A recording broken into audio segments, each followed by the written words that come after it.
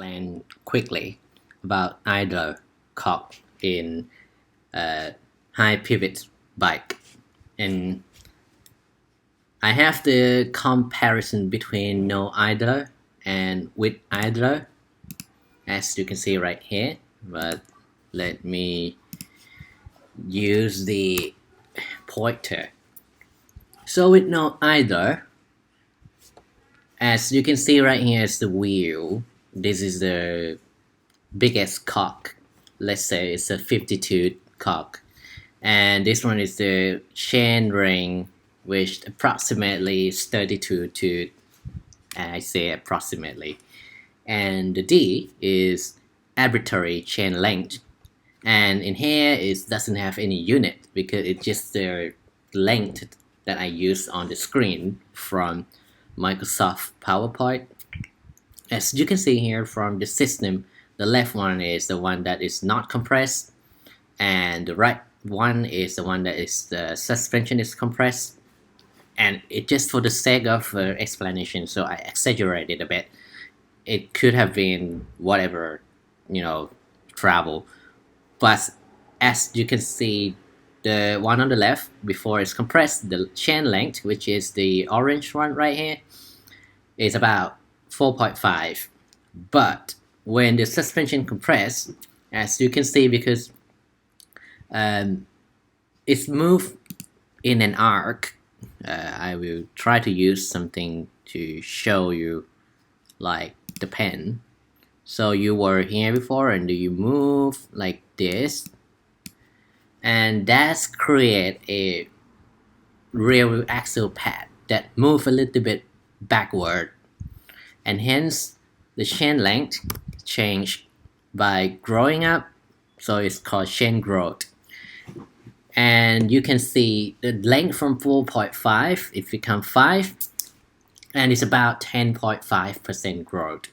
In this case, for the sake of exaggeration, for easy understanding, so as you can see here, the idler without that it's become like this. So as you can see that that's why people don't really like single pivot bike that much when you place the pivot quite high, even if it's good, but it's create a big pedal kickback.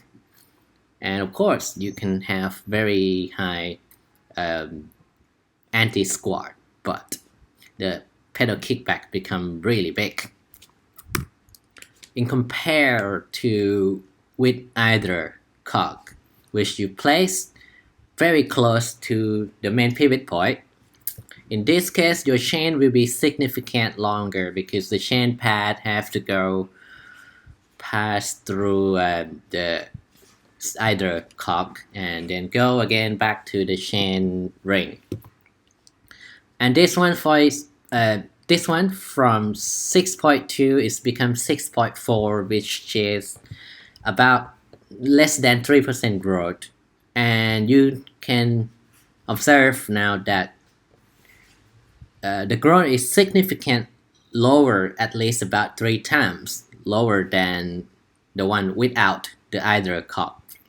And in this case, the idea was that because you have the either cock here, so the chain length from the chain ring to the pivot point is virtually, in theory, is almost about the same.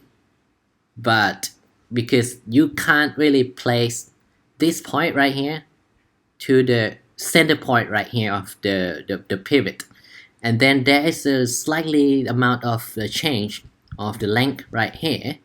So I can show you that from my calculation here. So this one is the one before and after, when the chain before compression of the suspension and after, so you got 10.5% increase of the chain length, aka chain growth. Compared to the chain for this one is the total chain length for the chain before it's compressed and after compression. After it's compressed, it's become 6.4, so it's led to this length. And what I wanted to show you is this, the length here, which is 1.85 and 0.6 compared to this one, which is about the same. Actually, it's the same because obviously it's the same thing. And hence, with the coordination, and you got 1.95 centimeter in this drawing, but the length right here, so this one 1.47 and 4.01, and compared to this one is 0.02, 4.45. When I made a calculation, it's become 4.27 and 4.45 each, and therefore the length, overall length, changed a little bit. So as you can see, that's how the either works on the high pivot bike. And in theory, again, this length is supposed to be unchanged. This may be possible because it doesn't move anywhere, but because the cock couldn't be moved, I mean it couldn't be placed in a perfect location. I show you now. Sorry. So I show you where's the perfect location. Let me make that one with the red, and I will zoom in a bit. So if you can place right here, let me make a dot. Sorry, I'm not very good with the PowerPoint that much, but that's the only thing I can do.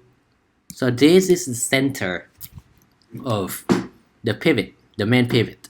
If you can put the either like this, then the chain could be positioned like this and closer to the ideal position of the pivot. And then you could virtually keep the length of this one, I mean the chain, this section, and this section of the chain the same, and hence you can have pedal kickback very close to zero because the chain growth is basically zero. But if you are the bike frame manufacturer, if you have to place the either in this position, I would say that's not very easy because you have to build a mounting for your either cock right there, right? But instead, most manufacturers would just go with this position, so they can basically share the main pivot bolt or mounting, whatever you call it, which is about, let me show you. So let's say it's right here, so you can share the main pivot of the suspension, and also you can share the mounting position for your either cock, and that sounds economical for me, but at the price of a little bit of chain growth.